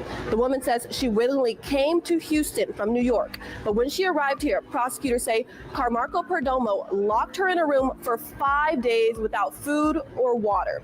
They say when she tried to escape, he dragged her back, punched her, and then sexually assaulted her, and then locked her in that closet.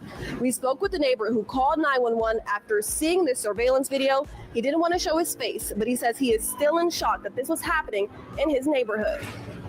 And especially being right next door, you know, I'm angry with myself that I didn't pick up on it sooner or maybe done more. Even though, like I said, I had that feeling that something wasn't right, and who knows, could have made a bigger difference with other people, maybe, you know, other victims. And the sheriff's office does believe that there could be more victims. They're asking anyone who's been in contact with him to contact the sheriff's office. ICE also now confirming there's a detainer on Carmarco after they say he entered the country illegally back in 2020 from Honduras. We're live downtown. I'm Brianna Willis, ABC 13 Eyewitness News. Brianna, thank you. Yes. Well, tonight we're getting a closer look at what prosecutors. Shout out to that brother for doing the right thing. And of course, here it is from Click to Houston, just to show you guys that this story is being covered as it deserves to be covered. I will never apologize for saying what needs to be said when it needs to be said. We have too many dividers in our world and not enough uniters. It is the dividers that have the most confidence, and it is the uniters that are the most scared. But it should be the other way around, that the uniters should have the most intelligence and the dividers should have the most ignorance. And of course, this is from Fox News as well here. So thank God that the right thing was done here, and the victim is receiving counseling, and medical care. And hopefully that fucking bastard that should have been swallowed by his fucking mother gets everything he deserves and then some. All right, y'all. More Braylon Lee's Virtual Tour Live coming up right from the space right here and right now. From the Daily Mail, exclusive: Pete Hesh hit by deeply embarrassing allegations as leaked letter calling for his removal rips through the Pentagon. This is the president that y'all voted for. The rest of y'all voted for. This is the administration that the rest of y'all voted for. The government we have in all these states, these are the officials that the rest of y'all voted for. Okay, here we go. An effort is underway among some Pentagon officials to denounce Pete Hesh as unfit to serve as defense secretary. DailyMail.com can reveal. Since May, drafts of a letter have been circulating among high and mid-level military brass and civilian workers to let the American public know this guy has no clue what he's doing.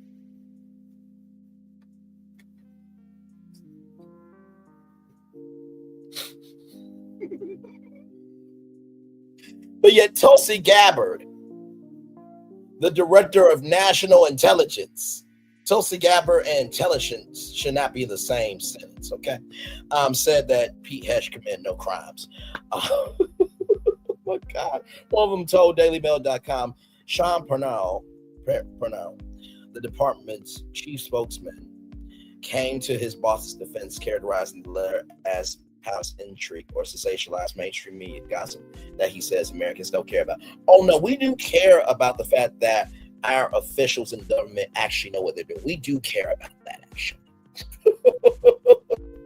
They care about action, but we also care about people taking responsibility for what the fuck they do. We also care about that. Reads his statement. 3 Pentagon officials, 2 military, 1 civilian, and each with at least 20 years of the department spoke on the condition of anonymity. Aside from losing their jobs, they fear prosecution by 47's administration and being replaced by people with less experience who would be less apt to challenge some of Hesh's decisions. Each said the letter calling for his ouster won't be made public until next week at the earliest.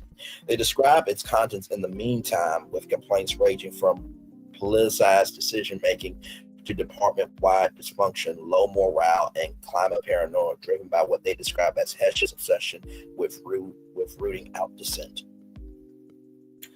Now, that is a microphone from Fox and Friends. So apparently they were live on Fox News, and they thought that this moment of an American flag being in a suit jacket was TV worthy. Wow, Fox. Really? Really? You thought that was amazing television? Okay.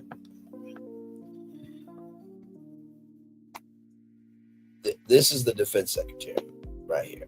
Job. You know what's happening with all his supporters, right? Because his supporters are upset with the Epstein files not being released. You know that Coldplay concert thing, and by the way, that Coldplay thing has been happening all over. Actually, you know what? Hang on, let me see if I can bring it up.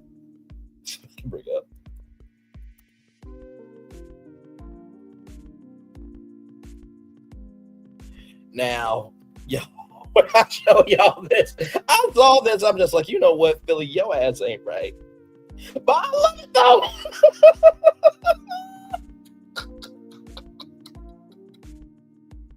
I want y'all to see this because I feel like this is how the 47 supporters are holding 47 in their arms. I feel like they're Safety Plus, the Mazda CX-90. Discover more at the Mazda Summer Sales Event. Watch this. Watch this, y'all.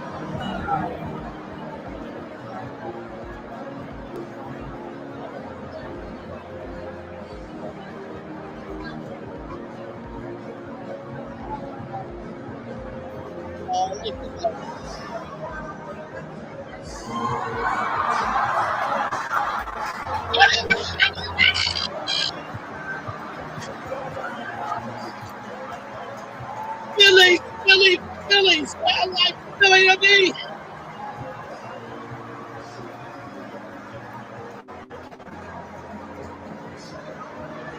This is my life.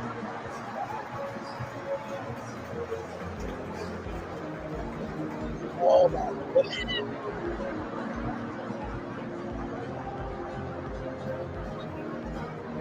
Oh my God.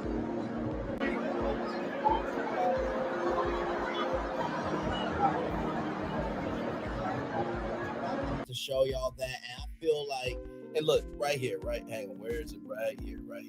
Okay, so this is, so here it is here. Let's go back right here, right here. Okay, so this is right here.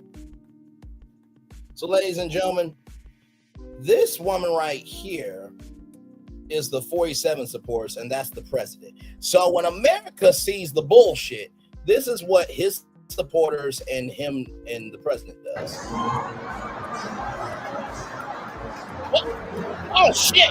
Oh damn! Oh fuck me! Oh my! Oh! Help! We're not together! Oh! Oh!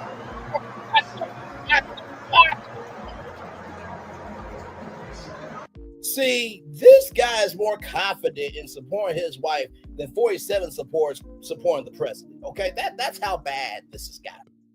Okay. Moving on. I just had to show y'all that because I thought that was so damn funny. They point to his preoccupation with optics, sign his installation of a makeup studio in the Pentagon. Yes, makeup. Yes, make a makeup studio inside the Pentagon. His stage photo ops lifting weights with the troops, and his new grooming and shaving policy for servicemen. He has branded himself as the epitome of his so-called warrior ethos that he's always talking about, one insider said, and that Hesh appears to be reshaping the military into a cross between a sweat lodge and the WWE. They said the letter decries the defense secretary for issuing orders and setting policies without considering or even hearing input from intelligence, security, and legal advisors. As all three insiders told us, the letter also cites dysfunction and chaos in the department due to what they say are Hesh's inattention to indecision on and inconsistencies regarding several military matters, big and small. Those include defining the role the U.S. military should play in space and set up a realistic timeline for building the Gold Dome missile defense system, a top military goal for 47. Remember Space Force? That was actually made into a comedy on Netflix, by the way. They also include clarifying the channels by which the Pentagon personnel should use and should not communicate with each other. So as you guys know, Signal was one of the biggest platforms that they used in Washington. Okay. Yes, indeed. Oh my God. That clip took me out, y'all. I just I just had to let y'all know. I thought that was absolutely hilarious. Oh my God. Let's see here. One insider said HESH top aides are clamping down on contact between workers, even when there's no security, professional, or ethical reason to do so. Insiders describe what they perceive as HESH extreme distrust of the military and civilian personnel working at the Pentagon, especially senior staffers who speak out when best practices are sidestepped or institutional memory ignored. They said HESH's preoccupation with sussing out leakers and critics in the department has caused bureaucratic log jams, brought some basic but essential military business to standstill, triggered some sense of paranoia throughout the building. One of the officials said some Pentagon personnel feel pressure to attend the Christian prayer services HESH arranged during work hours, even though they're supposed to be optional.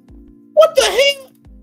This is not Liberty University, where you and your wife can screw with a young. Oh my God, I gotta put this. This is not Liberty University, where Pete HESH and his wife should be able to have a cuckold relationship, where Pete HESH's wife gets a young man to screw her, and you're running a Christian university. That's not this. This is the Pentagon. These people are in charge of protecting us. What the hell? What crazy is going on here? The two spoke of disdain among many defense officials about the secretary's preoccupation with optics, token gestures. They said have little to do with defense. They cited the makeup studio for the former Fox News personality, fitness buff, and installed at the Pentagon, and his assistants on being photographed lifting weights and doing push-up with troops. He wants everyone as fit as he is, but he also wants everyone noticing how he looks. Aside from HESH's review of fitness standards, he also has focused on military grooming, including specific instructions on how members should shave. Under his new policy, soldiers with a skin condition that causes razor bumps and affects mainly black men could be discharged from service. Are you kidding me? Are you kidding me? Are you fucking kidding me? There's a thing called acne. There's a thing called medical, diagnoses. Like, come on. Oh my God. But God forbid Pete HESH has a bad, allergic rash or something, and his face look bad. Can we say that, because you have this allergic reaction, you can't be the Secretary of Defense? Miss me with your shit.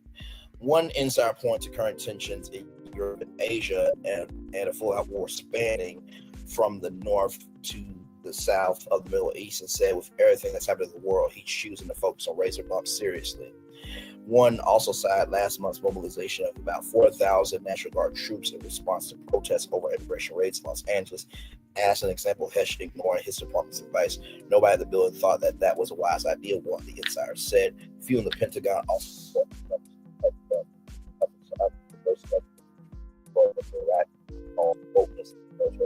restored the names of military bases that had previously honored Confederate generals. That insider said HESH's repeated criticism of diversity policies had led to far more racist incidents than before the secretary took office. He noted that HESH's anti-wokeness agenda has also prompted suspicions among many non-white service members and Department of Defense staffers that their job performance is being scrutinized more closely than those of their white colleagues. Some people are being looked at as if they don't deserve their positions. He said that the effect that has on productivity can't be overstated. Parnell, the Pentagon spokesperson, credits HESH with record high recruiting numbers, European allies agreement to meet 47.5% defense spending target, what he calls the flawless success of U.S. bombing Iranian nuclear sites on June 22nd. Secretary HESH has successfully reoriented the Department of Defense to put the interests of America's war fighters, American taxpayers first, and it has never been better positioned to execute on its mission than it is today. His statement reads, the Department of Justice historic accomplishments thus far are proof that of Secretary HESH's bold leadership and commitment to the American people and our men and women in uniform.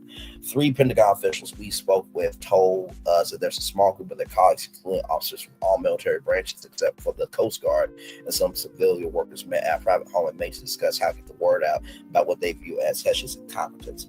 They agreed the message would be stronger from current than former retiree and retired Department of Justice personnel. Attendees jointly decided to give themselves a few months to agree on the wording of a joint letter that they would either send to the news media or run as an ad in a major newspaper or launch via social media or on the created site. They set a deadline for mid-July this week to finalize the letter so it could be made public next Friday, the 25th, which is coming up here in 2 days, which marks half year in office. The letter is written, but as the launch date nears, organizers are undecided about whether it should be signed on by a few people willing to jeopardize their careers, or if there's a way to organize broader engagement throughout the military by protecting signers' identities. The group is in discussions with a public relations advisor, tech consultant, and community organizers in hopes of finding a way to broadcast their complaints far and wide throughout the United States while limiting the risk of retaliation. We need to believe it's possible, one of the officials told us, adding that a solution, if one exists, may not be feasible before next week. The effort comes after Hesch, a former Army National Guard officer who had limited experience running large, complicated organizations, got off to a bumpy start leading the country's biggest bureaucracy. During his confirmation process, critics raised concerns about his treatment of women and issues with alcohol.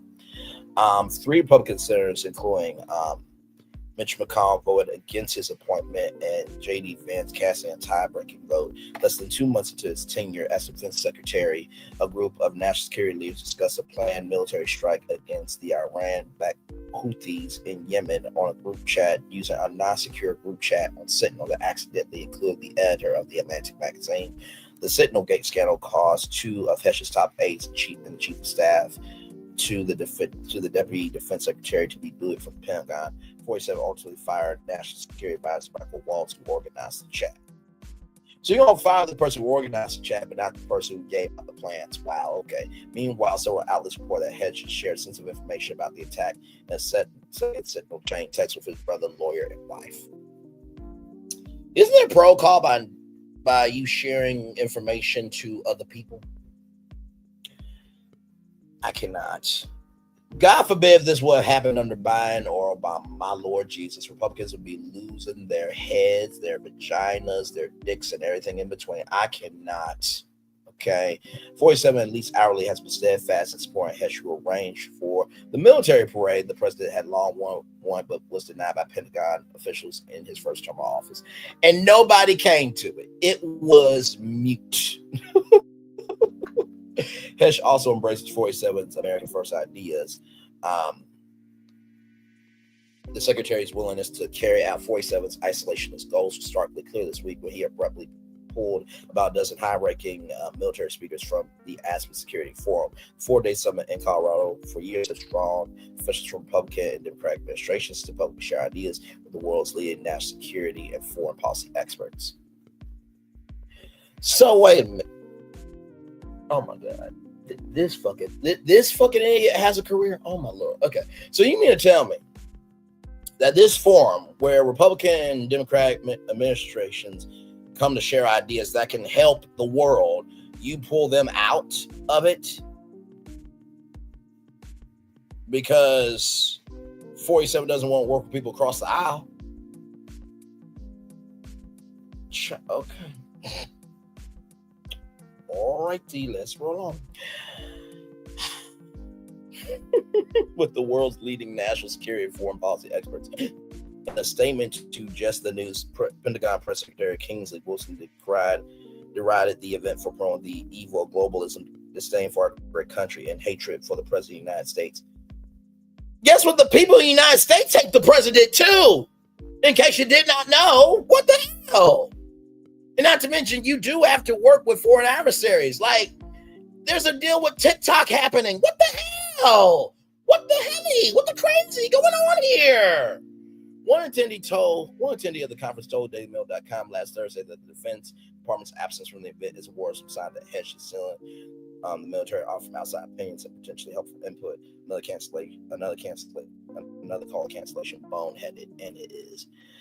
Child, let's roll on. Because speaking of boneheadedness, this article right here from Yahoo! Child Entertainment. Jackie, Christie, and Dar Chantel come to physical blows on Basketball Wives LA, okay? So trigger warning, this article contains descriptions of family conflict and physical altercations that may be upsetting or triggering to some readers, okay? And this comes to us from Vibe Magazine. Jackie, Christie, and her daughter Chantel have always had a complicated relationship, but on the latest episode of Basketball Wives LA, things went from heated to explosive.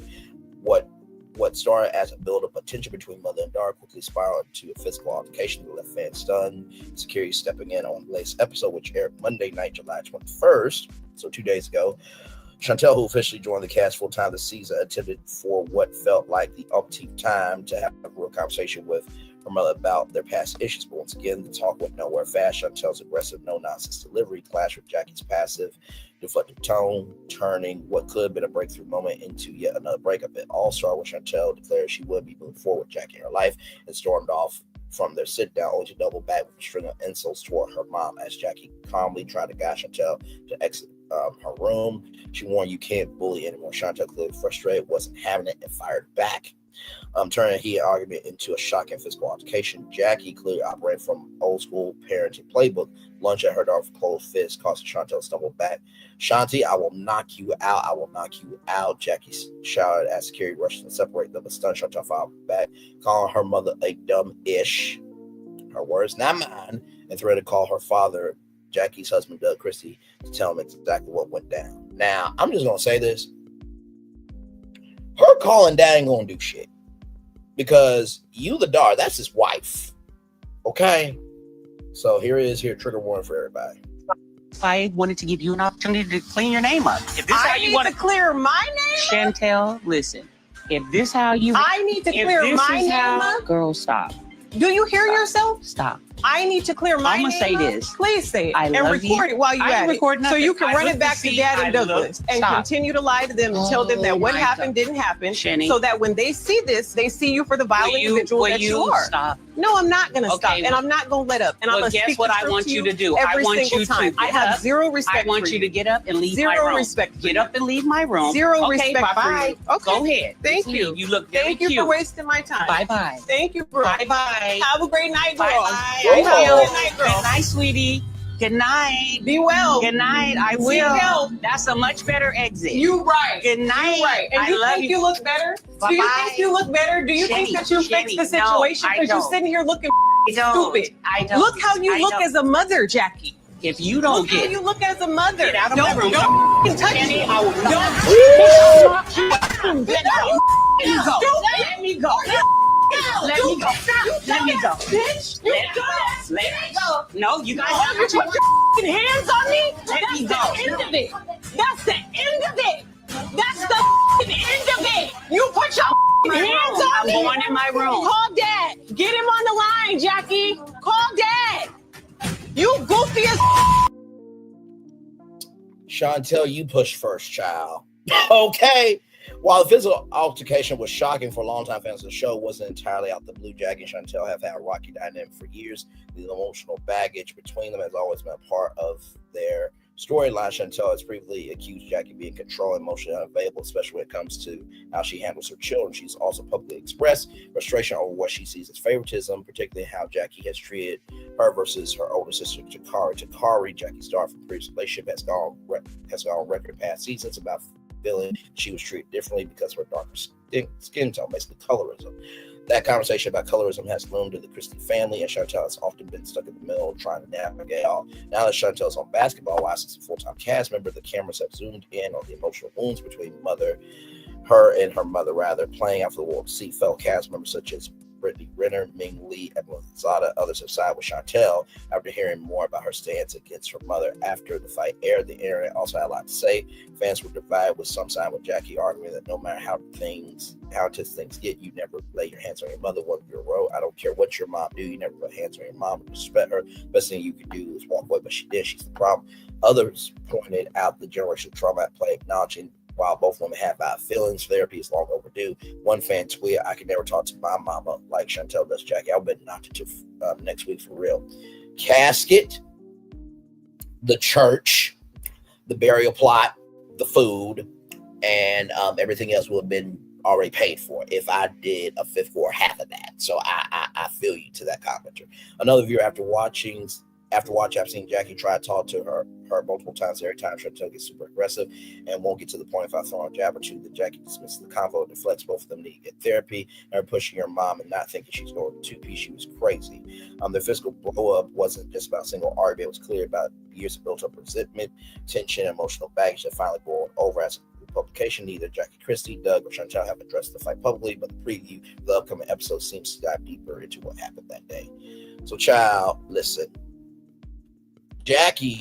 Not Jackie, but Chantel did what she did first. That was clear to see. So here it is here, as you guys saw, right? Your side of what happened and went down in your hotel room. I'm not talking about Chantel. Not in the least bit. So any questions regarding her is a no. Please get me up out of here. That's a good idea. She came in here and tried to say we were done and jumped in my face, pushed me, said you don't love me, it's a lie, all this kind of crazy stuff. She's out of control. Oh, you want to put your hands on me?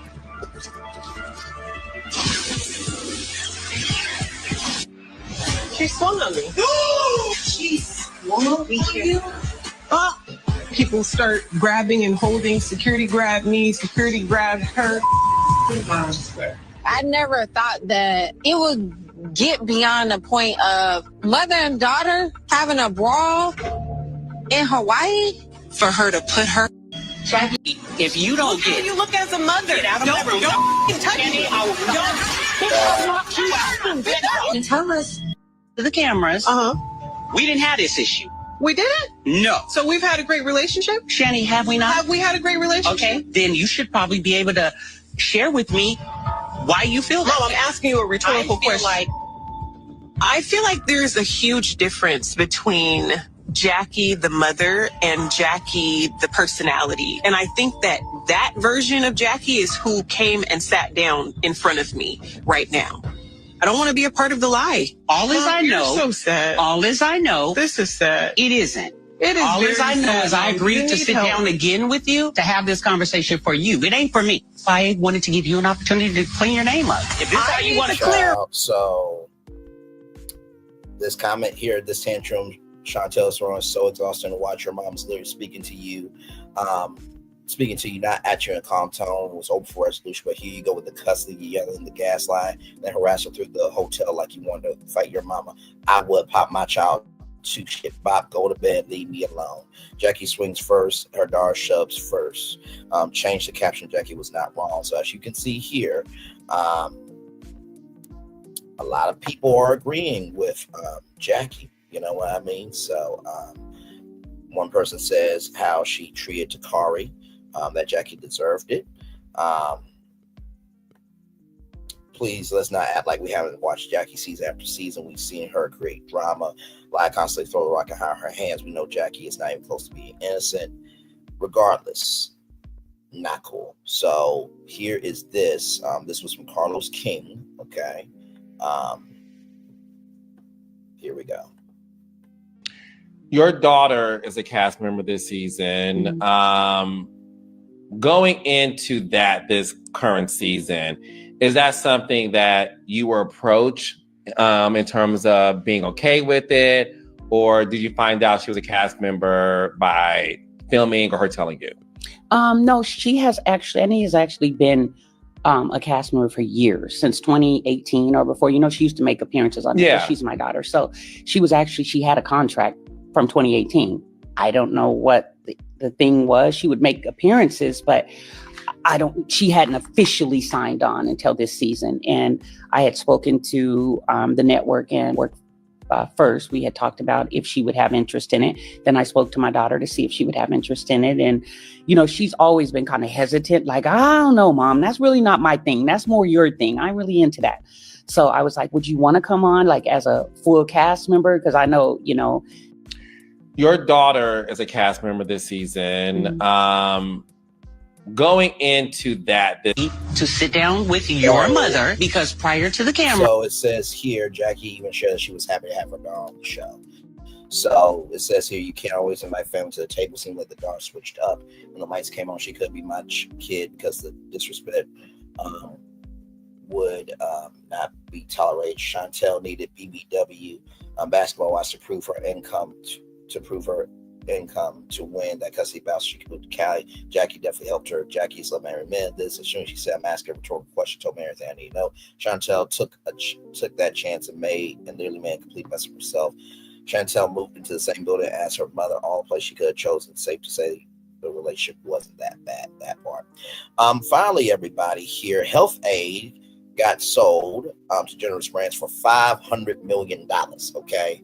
So this comes to us from bevnet.com there, and Generous Brands has acquired Health-Ade. Now, for those of you who don't know, Health-Ade is really, really a good brand, but now they have 4 brands. They have Old House Farms, Evolution Fresh, Health-Ade, and Sabine beverages, right? So they got juice, smoothie, cold pressed protein, coffee. Now they do have already an alternative soda, right? Called Evolution Soda, but it is not popping like it should. And with Health-Ade, the cool thing about this acquisition is not only do they get all the flavors, but they also get all the warehouses and the manufacturing facilities, right? So yes, indeed, there's some business news for you all there. Just wanted to bring that to y'all. Then here it is here. So they have kombucha in cans, they have kombucha in bottles, they have glow up kombucha, which is more like a type of champagne experience, or champagne energy for kombucha. And then Sunset is their soda with benefits, right? With no stevia. Okay. So with that being said, y'all, of course, I do have a positive news story for y'all, because we always have to do that right here for you all. Let me refresh this. Right here it is from the Jasmine brand. Roll it. Uber announcing a pilot program called Women Preferences, where women riders can choose to have a female driver. Also, female Uber drivers can set a preference for booking women riders. It'll debut in San Francisco, Los Angeles, and Detroit in a few weeks. And if successful, they hope to expand this nationwide. Now, Uber has faced scrutiny in the past over safety for women riders and drivers. And the company says the Women Preferences pilot is something that's come directly from user feedback. Women want more of a sense of safety from the app. So here's how it works. For riders, they can request a female driver on demand, but it's only about 1 in 5 Uber drivers nationwide that are female, so it's not guaranteed. Or you might have to wait a longer time if you want that option. Another way to do this, riders can reserve in advance. That gives more probability that the female driver request can be honored. Or the third way is to set a preference for women drivers, which increases your chances of being matched with one, but doesn't guarantee it. For drivers, they simply toggle on an option to be matched with a woman. And in case you were wondering, men cannot opt in to choose women drivers. So it's a really interesting program. We'll see how it goes. I think it's been implemented in other countries with great success. Started in Saudi Arabia when women first got the right to drive. So it has been tried out. Today, Uber announcing a pilot program. I think this is great. Kamal Irving, Uber's VP of Operations for US and Canada, said, when we're making our platform better for women, we'll make it better for everyone. After hearing from women riders and drivers around the world, it was clear many want the option to match with other women. So shout out to Uber for doing the right thing there. I'm turn off my camera now because we done the whole show for over an hour. Yes, we have. That's it for me. One love, much love, all love. I feel the love and send it right back to you. Don't forget tonight, 6 p.m. Virgins, 8:30 p.m. Eastern, 9 a.m. Beyonce, Hunt for Love. One love, much love, all love. Bye, everybody. I thought I should tell you, they've been talking about you. Yeah, they've been talking about you. They've been talking about the fact that they've done everything they could to stop you and everything they could to block you, but you still win.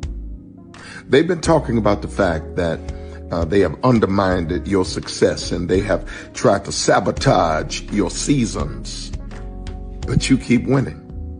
They've been talking about the fact that even though they don't like each other, they get together to try to kill you, but you keep winning.